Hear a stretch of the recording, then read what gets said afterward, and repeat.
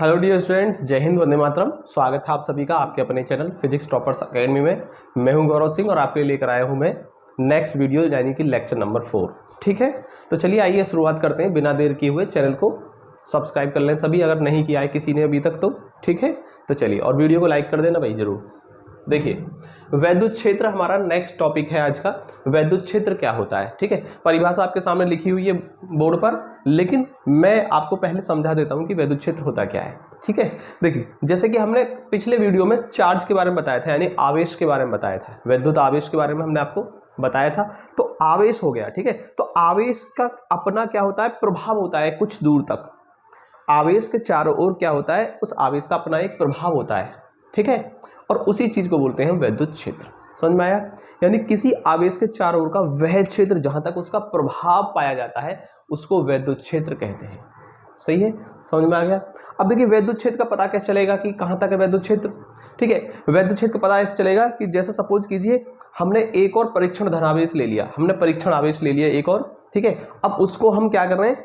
इस आवेश के पास लाने की कोशिश कर रहे हैं। ठीक है, तो धीरे धीरे पास की तरफ लाते जाइए, पास की तरफ लाते जाइए। ठीक है, सपोज कीजिए जो आवेश है, ठीक है, जो हमने ले रखा है आवेश, जो हमारा आवेश है वो कैसा है? ऋणावेश है। थोड़ी देर के लिए मान लीजिए कि ऋणावेश है और हम धनावेश को लेकर आ रहे हैं, परीक्षण धनावेश जो है हमारा, ठीक है, उसको हम लेकर आ रहे हैं पास की तरफ। ठीक है, तो धीरे धीरे जब उसको पास लाएंगे, पास लाएंगे, पास लाएंगे, तो अचानक से क्या होगा? ये आवेश इसको अपनी ओर आकर्षित कर लेगा और अट्रैक्ट हो जाएगा, नहीं चिपक जाएगा। ठीक है, तो ये आवेश क्या कर लेगा? इसको अपनी ओर खींच लेगा तुरंत। ठीक है, तो ये जहां से ये खींचना स्टार्ट हो, यानी जहां पर इस पर बल लगा, जहां से ये खींच के आया, तो वही क्षेत्र क्या है? इसका वैद्युत क्षेत्र है।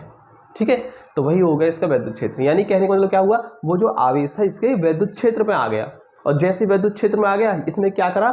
इस पर बल लगाया, और इस वाले आवेश ने, जो परीक्षण आवेश है, उसने क्या किया? इस बल को अनुभव किया। ठीक है, और वो आकर्षित हो गया। ठीक है, तो कहने का मतलब क्या हुआ कि वैद्युत क्षेत्र के वैद्युत आवेश के चारों ओर का जो क्षेत्र होता है उसी को हम वैद्युत क्षेत्र कहते हैं। ठीक है, आवेश के चारों ओर का क्षेत्र होता है। अब देखिए परिभाषा मैंने लिख दी यहाँ पर, किसी आवेश के चारों ओर का वह क्षेत्र जहां तक उसका प्रभाव पाया जाता है वैद्युत क्षेत्र कहलाता है। वही परिभाषा लिखवाई है मैंने। अब मैंने देखिए जो आपको मैंने समझाया इसको थोड़ा सा मैं डायग्राम समझाने की कोशिश करता हूँ। सपोज कीजिए हमारा ये है ऋणात्मक आवेश है, सपोज कि ऋणात्मक आवेश है और इस आवेश का प्रभाव यहां तक है। ये जो बाउंड्री लाइन जो मैंने ड्रॉ की है, यही क्या है? इसका प्रभाव क्षेत्र है। यानी जहां तक इस आवेश का प्रभाव है वो मैंने बाउंड्री से प्रदर्शित कर दिया है। यानी इस आवेश का प्रभाव है यहां तक, ये रहा, इतना प्रभाव है, इस इतने क्षेत्र में ही इसका प्रभाव है। और सपोज कीजिए मैं एक धनावेश को लेकर आ रहा हूं, क्या ये? परीक्षण धनावेश, परीक्षण धनावेश है। ठीक है, ये परीक्षण धनावेश है, इसको Q नॉट से रिप्रेजेंट कर सकते हैं आप। ठीक है, परीक्षण धनावेश देखो ऐसा आवेश जिससे हम परीक्षण किया करेंगे, जिसका अपना जो परिमाण होता है वो क्या होता है? बहुत ही नगण्य होता है, ना के बराबर होता है। ठीक है, तो इसका अपना जो परिमाण होगा वो क्या होता है? नगण्य होता है। ठीक है, ओके। और धन आवेश है, ये कैसा है? धन आवेश है।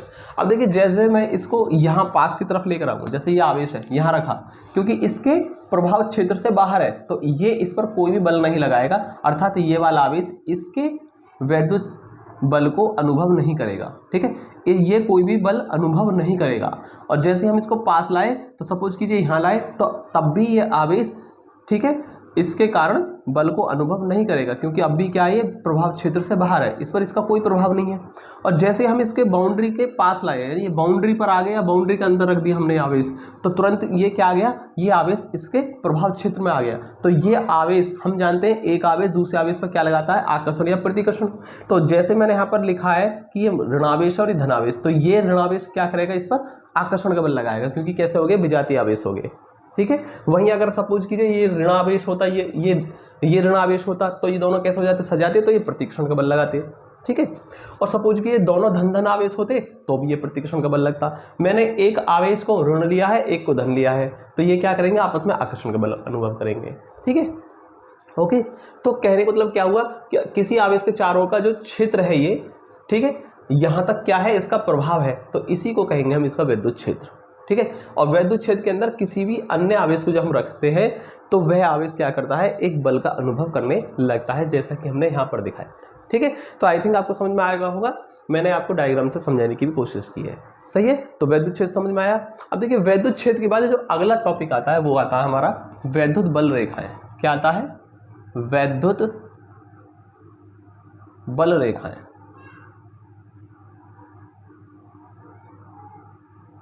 वैद्युत बल रेखाएं, ठीक है, नोट करिए।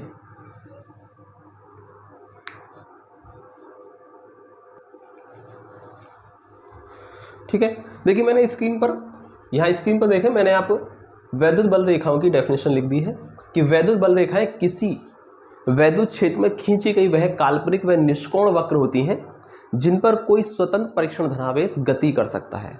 ठीक है, गति कर सकता है या गति करता है। ठीक है, तो वैद्युत बल रेखाओं की मैंने परिभाषा लिखी है। आप देखिए इसको समझ लीजिए वैद्युत बल रेखाएं क्या है। ठीक है, देखिए जैसे सपोज कीजिए हमारे पास एक आवेश है, एक धनावेश है। ठीक है, धनावेश है ये। अब मैंने यहां पर एक और धनावेश ले लिया, यहां रख दिया मैंने परीक्षण धनावेश को, एक और मैंने अन्य परीक्षण धनावेश रख दिया। अब इस आवेश का प्रभाव क्या है? वैद्युत क्षेत्र। देखो इसका वैद्युत क्षेत्र ये रहा। सपोज कीजिए इस आवेश का प्रभाव इतना है, मतलब ये जो आवेश रखा परीक्षण धनावेश, इस आवेश के वैद्युत क्षेत्र के अंदर रखा हुआ है। तो क्या करेगा? ये वाला जो आवेश है इसके कारण एक बल का अनुभव करेगा, वैद्युत बल का अनुभव करेगा। ठीक है, और क्योंकि दोनों कैसे धन धन आवेश, तो ये आवेश हमने पास रखा तो है, ये अपना भी क्या चला जाएगा? दूर की तरफ चला जाएगा। क्या हो जाएगा? दूर की तरफ। क्यों होगा? क्योंकि इसके प्रभाव क्षेत्र के अंदर रखा हुआ है, यानी वैद्युत क्षेत्र के अंदर रखा हुआ है ये। ठीक है, और जैसे हमने इसको इसमें रखा है वैद्युत क्षेत्र के अंदर, तो ये क्या करेगा? एक बल का अनुभव करेगा। ठीक है, और कौन सा बल लगेगा? क्योंकि प्रकृति हम क्या देख रहे हैं, दोनों सजाती हैं, तो एक कौन सा बल अनुभव करेगा? ये वाला आवेश कौन सा करेगा? ये करेगा हमारा प्रतिकर्षण का बल। ठीक है भाई, दोनों धन धन आवेश है ना, प्रतिकर्षण का बल अनुभव करेगा, तो प्रतिकर्षित हो जाएगा, यानी ये जो आवेश है परीक्षण धनावेश यहाँ से हटकर यहाँ चला जाएगा। ठीक है, ये दूर की तरफ चला जाएगा। अब देखिए ये जो है ना, ये जो रास्ता से जो आया है, जिस रास्ते पर चल के गया है, ये इसी को कहते हैं वैद्युत बल रेखा। तो ये कोई नई चीज नहीं है बल रेखा, ये वो निष्कोण व काल्पनिक वक्र होता है जिस पर कोई स्वतंत्र परीक्षण धनावेश गति कर सकता है जब उसे हम किसी वैद्युत क्षेत्र के अंदर रखते हैं।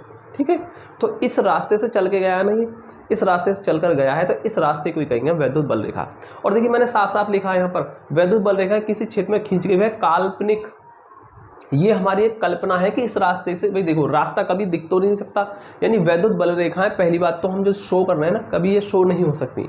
ठीक है, ये एक कल्पना है कि भाई हमें पता है कि जब आवेश है, ठीक है, जब ये गया होगा तो इस रास्ते से चल के गया होगा, तो उसको मैंने इस तरीके से हमने यहाँ पर ऐसे दिखा दिया, शो कर दिया उस रास्ते को। बट कभी रास्ता आप शो नहीं हो सकता है ना, तो वैद्युत बल रेखाएं जो होती हैं वो क्या होती हैं? काल्पनिक होती हैं। और निष्कोण, इस पर कोई कोण बन रहा है क्या? कोण कैसे बनता है? ऐसे, ये होता है कोण, तो इस तरीके से ऐसे, ये होता है कोण। और ये क्या है? या तो ऐसे हो सकती है या ऐसे हो सकती है, तो निष्कोण होती है, बिना कोण के। ठीक है, तो ध्यान से देखें, आप समझिए परिभाषा को। वैद्युत बल रेखाएं, ये है आपकी वैद्युत बल रेखाएं। ठीक है, ये क्या है? वैद्युत बल रेखाएं। तो वैद्युत बल रेखाएं किसी वैद्युत क्षेत्र में खींची गई वह काल्पनिक, कल्पना ही तो है ये, काल्पनिक और निष्कोण वक्र है, कोई कोण भी नहीं है इस पर, है ना, काल्पनिक व निष्कोण वक्र है जिन पर कोई स्वतंत्र परीक्षण धनावेश गति कर सकता है या गति करता है। ठीक है, तो पूरी परिभाषा मैंने आपको देखी इस तरीके से समझाने की कोशिश किया, आई थिंक आपको अच्छे समझ में आई होगी।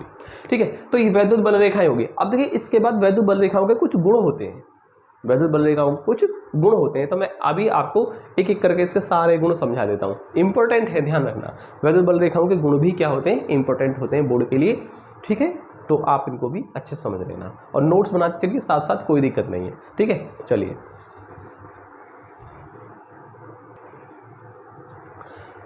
ठीक है, देखिए अब हम स्टार्ट करते हैं वैद्युत बल रेखाओं के गुण। और गुण में नंबर पहला गुण आता है। देखिए क्या गुण होता है वैद्युत बल रेखाओं के, अपने भी कुछ गुण होते हैं, उनके बारे में डिस्कशन कर लेते हैं। देखिए क्या होता है वैद्युत बल रेखाओं का गुण नंबर 1 क्या होता है कि वैद्युत बल रेखा सदैव धनावेश से निकलती हैं, धनावेश से निकलती हैं।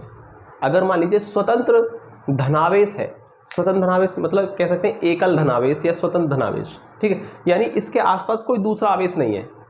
ठीक है, एक धनावेश है और उसके बहुत दूर दूर तक, अनंत दूरी तक कोई भी दूसरा आवेश नहीं है। ठीक है, तो एकल धनावेश या स्वतंत्र धनावेश। ठीक है, तो अब इससे क्या होगा, इससे बल रेखाएं सदैव पृष्ठ के बाहर निकलेंगी। क्या निकलेंगी? पृष्ठ से बाहर की ओर निकलेंगी। ठीक है, और कैसे निकलती है? हमेशा पृष्ठ के लंबवत निकलती हैं। ध्यान रखना, कैसे निकलती हैं? लंबवत।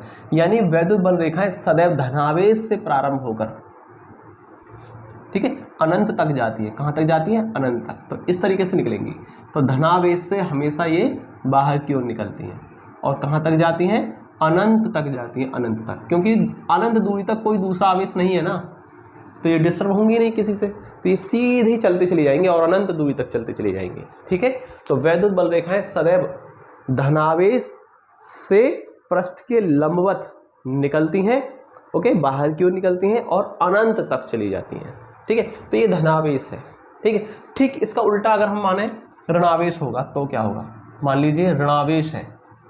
ठीक है, ये गुण नंबर 2 लिख सकते हैं हम, फर्स्ट हो गया। अब गुण नंबर 2 लिख लीजिए। ठीक है, कि भाई जो वैद्युत बल रेखाएं होती हैं सदैव ऋणावेश में अंदर की ओर आती हैं, पृष्ठ के लंबवत अंदर की ओर आती हैं। ठीक है, और कहाँ से आती हैं? अनंत से आती है। उल्टा है, जस्ट इसका उल्टा क्या होगा कि ऋणावेश में सदैव पृष्ठ के लंबवत अंदर की ओर आती हैं। ठीक है, क्या आती हैं? अंदर की ओर आती हैं और पृष्ठ के लंबवत आती हैं हमेशा ये। तो जैसा कि आप देख पा रहे हैं, पृष्ठ के लंबवत अंदर की ओर आ रही हैं, एरो देख रहे हैं आप, अंदर की ओर। तो ऋणावेश में अंदर की ओर आती हैं और कहाँ से आती हैं? पृष्ठ के लंबवत आती हैं और अनंत से आती हैं। ठीक इसका उल्टा हो गया है। ठीक है, ये भी जब होगा जब ये भी क्या होगा? एक एकल ऋणावेश हो, अर्थात ये भी कैसा है? स्वतंत्र ऋणावेश है, यानी इसके भी आसपास अनंत दूरी तक कोई दूसरा आवेश है ही नहीं। ठीक है, तो ये जब होगा। तो ये जब है जब दोनों कैसे हो? अनंत दूरी तक इनके आसपास कोई ना हो, यानी ये भी एकल है और ये भी एकल है। ध्यान रखना, पास पास नहीं है, ये दिखा रखे हैं मैंने, तो ये पास पास नहीं है। जब ये सिंगल सिंगल है तब की बात कर रहा हूँ मैं। अब इसमें तीसरा गुण आता है, ये दूसरा हो जाता है इसका गुण। अब देखिए तीसरा गुण समझ लीजिए इसका क्या है, वैद्युत बल रेखाओं का तीसरा गुण। तीसरा गुण क्या है? देखिए, जब सपोज कीजिए कि अभी तो ये हमारे कैसे थे? दूर दूर थे, इनके पास कोई दूसरा आवेश नहीं था। अब सपोज कीजिए एक धनावेश और एक ऋणावेश दोनों अगर पास पास हैं, तो उनसे हम बल रेखाएं कैसे प्रदर्शित करेंगे? ठीक है, तो देखिए, जब सपोज करो एक धनावेश हो गया और इसी के पास में एक ऋणावेश रख दिया मैंने। ठीक है, अब इस बार क्या रखें? बिल्कुल पास पास रखे हुए हैं। तो क्या होगा? तो आप इसी कॉन्सेप्ट का यूज करेंगे कि धनावेश से सदैव निकलती हैं और ऋणावेश में अंदर की ओर आती हैं। धनावेश से निकलती हैं और ऋणावेश में अंदर की ओर आती हैं। ठीक है, तो यहाँ से निकलेंगी इस तरीके से बल रेखाएं, धनावेश से निकल के सीधे ऋणावेश में चली जाएंगी, क्योंकि ये पास में ही है, क्योंकि ये आवेश क्या है? दूसरा ऋणावेश पास में ही है। तो इस तरीके से बल रेखाएं निकल के ऋणावेश में एंटर करती रहेंगी, इस तरीके से। ठीक है, इस तरीके से। ओके, और भी बहुत सारी निकलेंगी, इस तरीके से आएंगी, घूम करके अंदर आ जाएंगी, और निकलेंगी, ये भी जाएंगे और घूम फिर करके अंदर आ जाएंगी। ठीक है, ऐसे इधर से और निकल रही होंगी तो ये भी इस तरीके से घूम करके अंदर आ जाएगी, फिर निकल रही होगी और ये भी इस तरीके से घूम करके निकल रही होंगी और अंदर आ रही होंगी। ठीक है, तो इस तरीके से धनावेश से निकलेंगे और ऋणावेश में आएंगी। तो मैंने आगे का जो राउंड है वो दिखाया नहीं है, बस इधर से जाएंगे और इधर से एंटर हो जाएंगी। ठीक है, तो ये जब होगा जब दोनों धनावेश और ऋणावेश पास पास रखे हों, तब की कंडीशन है। समझ में आया? वैद्युत बल रेखा सदैव धनावेश से निकलती है, ऋणावेश में अंदर की ओर आती है। ये इसका गुण नंबर 3 हो गया। अब देखिए गुण नंबर 4 की अगर हम बात करें, गुण नंबर 4, चौथा गुण क्या है? देखिए, वैद्युत बल रेखाएं, ठीक है, बंद वक्र नहीं बनाती हैं। बंद वक्र नहीं बनाती। आपको लग रहा है कि ये बंद वक्र हो गया? नहीं, देखिए ये भी धन से ऋण पर गई और जाकर के खत्म हो गई। बंद वक्र कब बनता? जैसे कि सपोज कीजिए यहां से निकल के यहां पर गई और फिर ये यहां से फिर वापस आ जाए, राउंड कंप्लीट हो गया, इसका चक्कर क्या हो गया? पूरा हो गया। पहले ऐसे गया और फिर ऐसे वापस आया, तो ये होता है बंद वक्र। लेकिन यहाँ ऐसा नहीं है। देखिए क्या है, प्लस से निकल रही है, माइनस में गई और माइनस में जाकर खत्म हो गई है।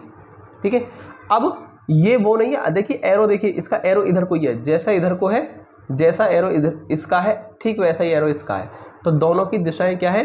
धन से ऋण पर है ना, धन से ऋण पर है। ऐसा तो नहीं है ये धन से ऋण हो फिर ऋण से धन हो तो बंद वक्र हो जाता। ये केवल धन से निकलकर ऋण पर जाकर खत्म होगी, ऋण से धन पर वापस लौट कर नहीं आ रही है। तो इसका मतलब ये क्या है? ये बंद वक्र नहीं बना रही हैं। तो ये गुण नंबर 4 हो गया कि वैद्युत बल रेखाएं कभी भी बंद वक्र नहीं बनाती हैं, वह सदैव धनावेश से निकलकर ऋणावेश पर जाकर समाप्त हो जाती हैं। तो ये गुण नंबर 4 हो गया। आई थिंक आपको समझ में आया होगा 4। ठीक है, अब इसके बाद अगला देखते हैं, 4 के बाद 5वां। 4 मैंने आपको बता दिए, 5वां गुण समझिए इसका। 5वां क्या होगा? किसी भी वैद्युत बल रेखा पर किसी भी बिंदु पर खींची गई स्पर्श रेखा, देखिए ये वैद्युत क्षेत्र है, वैद्युत बल रेखा है ये ए बी क्या है? हमारी एक वैद्युत बल रेखा है। इस वैद्युत बल रेखा पर हमने एक बिंदु ले लिया सी, और इस बिंदु सी पर हमने क्या खींची? स्पर्श रेखा खींची। स्पर्श रेखा का मतलब है स्पर्श करती हुई, टच करती हुई। देखिए इसको छूती हुई जा रही है ना, छूती हुई निकल गई है, यानी कि स्पर्श करती हुई निकल गई। तो ये क्या है? वैद्युत बल रेखा के किसी भी बिंदु पर खींची गई स्पर्श रेखा सदैव उस बिंदु पर वैद्युत क्षेत्र की दिशा को प्रदर्शित करती है। तो इसका मतलब क्या है? इस बिंदु पर वैद्युत क्षेत्र की दिशा क्या होगी? ये होगी वैद्युत क्षेत्र की दिशा। ठीक है, वैद्युत क्षेत्र की दिशा। ओके, समझ में आया? तो ये गुण नंबर हमारा 5 हो गया कि किसी भी वैद्युत बल रेखा के किसी बिंदु पर खींची गई स्पर्श रेखा सदैव उस बिंदु पर वैद्युत क्षेत्र की दिशा को प्रदर्शित करती है। ये हो गया गुण नंबर 5। सब लिखा हुआ आपकी बुक में, आप वहां से लिख लेंगे। ठीक है, कोई ऐसी दिक्कत नहीं आ रही, आप समझ लीजिए, बस लिखा तो है ही आपका सब कुछ। ठीक है, चलिए क्लास में भी लिखवा रहे होंगे, ऐसी कोई दिक्कत नहीं है, और अगर आप चाहेंगे तो बुक से भी लिख सकते हो। ठीक है, चलिए ये गुण नंबर 5 हो गया इसका। अब देखिए इसके बाद गुण नंबर 6 की हम बात करें। गुण नंबर 6 क्या है, मैं ही समझा देता हूं। गुण नंबर 6, छठा गुण देखिए इसका कि दो वैद्युत बल रेखाएं कभी एक दूसरे को नहीं काट सकती। यह है गुण नंबर 6, जो very very very most important है कि कोई भी दो बल रेखाएं कभी एक दूसरे को नहीं काट सकती, यानी कभी नहीं काट सकती। जैसे आपको लग रहा होगा जैसे ये एक दूसरे को काट जाएंगी, जैसे ये है और ये आएगी तो शायद एक दूसरे को काट जाएंगी, है ना? काटेंगे नहीं, बिल्कुल नहीं काटेंगे। ठीक है, क्यों नहीं काटेंगे इसका भी रीज़न है। तो अगर ये बोर्ड में आता है तो आप इसका रीज़न भी लिख के आएंगे कि कैसे नहीं काट सकती, कैसे पता चला कि विद्युत बल रेखा एक दूसरे को कभी काट ही नहीं सकती। देखिए अभी जो मैंने आपको गुण नंबर 5 कराया था उसमें मैंने आपको बताया था किसी बिंदु पर अगर हम स्पर्श रेखा खींच दें तो वो उस बिंदु पर वैद्युत क्षेत्र की दिशा को बताएगा। ठीक है, और देखिए ध्यान से देखिए, अगर जैसे हमने ये बिंदु अलग ले लिया तो इस पर स्पर्श रेखा अलग खींची जाएगी, यानी इस पर स्पर्श रेखा क्या आ गई? अलग आ गई। अगर मैं ये वाला बिंदु ले लूं तो इस पर स्पर्श रेखा अलग आएगी। तो जितने भी बिंदु अलग जाएंगे उन सब पर दिशा क्या हो जाएगी? अलग हो जाएगी। यानी एक बिंदु पर केवल एक दिशा हो सकती है, और जैसे ही हमने बिंदु को बदल दिया, बिंदु की स्थिति को बदला, वैसे ही दिशा भी बदल गई। ठीक है, यानी कहने का मतलब क्या हुआ? एक बिंदु पर केवल और केवल एक ही दिशा प्रदर्शित हो सकती है, दो कभी भी नहीं हो सकती। और इसी गुण की वजह से हम ये सत्यापित करने वाले हैं कि दो वैद्युत बल रेखाएं कभी भी एक दूसरे को नहीं काट सकती। तो क्या समझ में आया है इससे आपको कि कभी भी एक बिंदु पर कभी भी दो वैद्युत क्षेत्र की दिशाएं निरूपित नहीं हो सकती। एक ही बिंदु पर कभी भी दो दिशाएं प्रदर्शित नहीं हो सकती हैं। ठीक है, तो ये है हमारा यहाँ से गुण, और इसी की सहायता से हम प्रूफ करने वाले हैं 6 को। कैसे? कि दो बल रेखाएं कभी भी एक दूसरे को नहीं काटती हैं। और मैं थोड़ी देर के लिए मान लेता हूं कि दो बल रेखाएं और एक दूसरे को काट रही हैं, तो इसी चीज को गलत साबित कर दीजिए कि भाई आपने जो माना है कि भाई दो बल रेखाएं एक दूसरे को काट रही हैं, इसको गलत साबित कर दीजिए। तो इसका मतलब क्या है? कभी नहीं काटती हैं। तो वही ऐसे ही बिल्कुल ऐसे ही सिद्ध करने वाले हैं हम कि दो वैद्युत बल रेखाएं कभी एक दूसरे को नहीं काट सकती, और यदि काटती हैं, मान लीजिए थोड़ी देर के लिए काट रही हैं, और यदि अगर ये काटती हैं तो इनके कटान बिंदु पर जो कि एक बिंदु प्राप्त होगा, उनके कटान बिंदु पर वैद्युत क्षेत्र की दो दिशाएं निरूपित हो जाएंगी। और अभी हमने क्या बताया था? एक बिंदु पर केवल एक दिशा हो सकती है, और अगर ये काटेंगी तो एक ही बिंदु पर दो दिशाएं बन जाएंगी, जो कि क्या है? असंभव है। तो इसका मतलब क्या हुआ? कभी एक दूसरे को काट ही नहीं सकती। हमने थोड़ी देर के लिए मान भी लिया कि काट रही है, तो एक बिंदु पर दो दिशाएं आ गई, जो कि ऐसा हो ही नहीं सकता। इसका मतलब क्या हुआ? इसका मतलब सिंपल सा ये हुआ कि कभी एक दूसरे को नहीं काट सकती। अब इसको मैं थोड़ा सा डायग्राम समझाने की कोशिश करता हूँ। जैसे कि सपोज कीजिए थोड़ी देर के लिए कि ये दो वैद्युत बल रेखा और ये एक दूसरे को काट रही हैं। ठीक है, ये दो बल रेखा और एक दूसरे को काट रही हैं। और हमको क्या सिद्ध करना है, वैद्युत बल रेखाएं कभी एक दूसरे को नहीं काटती हैं। तो सपोज कर लीजिए थोड़ी देर के लिए, उल्टा मान के चलिए, सपोज कर लीजिए थोड़ी देर के लिए कि हाँ भी ये काट रही हैं, तो होगा क्या, अगर काटा हुआ मानते हैं तो होगा क्या। देखिए ये है हमारी वैद्युत बल रेखा फर्स्ट और ये है हमारी वैद्युत बल रेखा नंबर 2, ठीक है। और ये क्या मिल गया, इनका कटान बिंदु मिल गया, ये इंटरसेक्शन पॉइंट, कटान बिंदु मिल गया, ठीक है। अब देखिए अगर मैं वैद्युत बल रेखा 1 पर स्पर्श रेखा खींचूंगा, इसी बिंदु से रेखा नंबर 1 पर जब मैं स्पर्श रेखा खींचूंगा तो दिशा क्या आएगी, ये आएगी। और अगर मैं 2 बल रेखा नंबर 2 पर इसी बिंदु से अगर स्पर्श रेखा खींचूं तो वो ये आ रही है, ठीक है। तो आप देख रहे हैं एक ही बिंदु पर 2 दिशाएं निरूपित हो रही हैं, इस बिंदु पर ये भी दिशा है, इस बिंदु पर वैद्युत क्षेत्र की ये भी दिशा है। और अभी थोड़ी देर पहले क्या माना था हमने कि एक बिंदु पर केवल एक ही दिशा हो सकती है, कभी भी एक बिंदु पर 2 दिशाएं आ ही नहीं सकती। और अगर हम कटा हुआ मानते हैं कि हम मान लेते हैं कि अगर ये एक दूसरे को काट रही हैं तो एक बिंदु पर 2 दिशाएं आ गई, ये तो बिल्कुल इम्पॉसिबल है, ऐसा तो हो ही नहीं सकता कि एक बिंदु पर 2 दिशाएं आ जाएं। तो इसका मतलब क्या है, जो हमने मान रखा है ना कि ये काट रही है वो गलत मान रखा है, तभी तो आ रही है 2 दिशाएं। तो इसका मतलब क्या हुआ, कभी एक दूसरे को नहीं काट सकती। तो इसी तरीके से आपको लिखना है, तो क्या लिखेंगे कि वैद्युत बल रेखाएं, 2 वैद्युत बल रेखाएं कभी एक दूसरे को नहीं काटती हैं, और यदि काटती हैं तो उनके कटान बिंदु पर, उनके एक ही कटान बिंदु पर वैद्युत क्षेत्र की 2 दिशाएं निरूपित हो जाएंगी, जो कि असंभव है, अतः कभी भी एक दूसरे को नहीं काट सकती। तो ये हो गया इसका गुण नंबर 6, ठीक है। चलिए इसके बाद थोड़ा सा और हम आगे कोशिश करते हैं समझने की, क्या होगा देखिए। जैसे सपोज कीजिए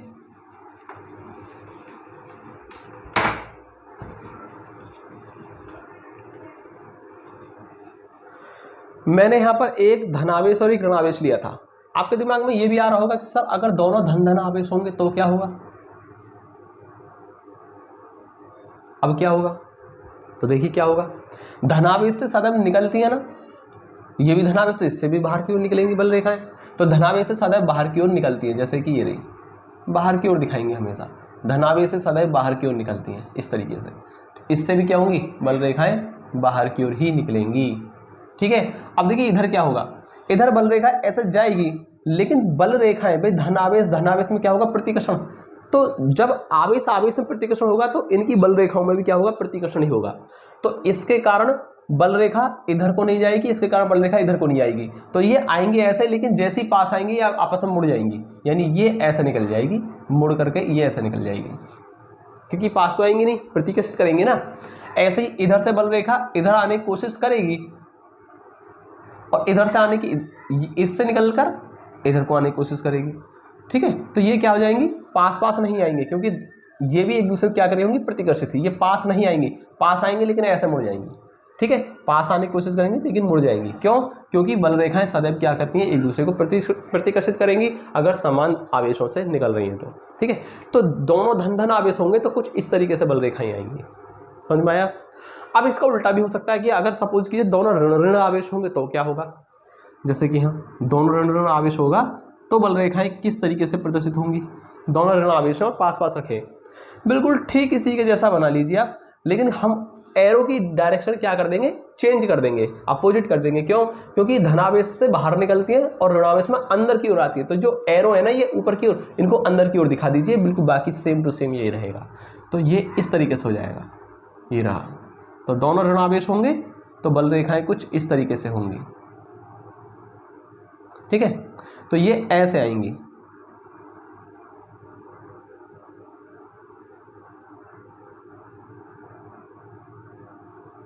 ठीक है।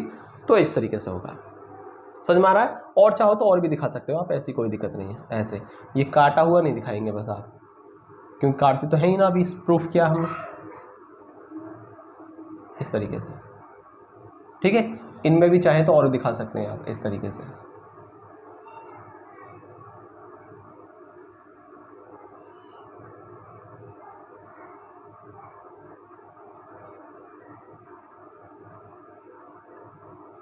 ठीक है।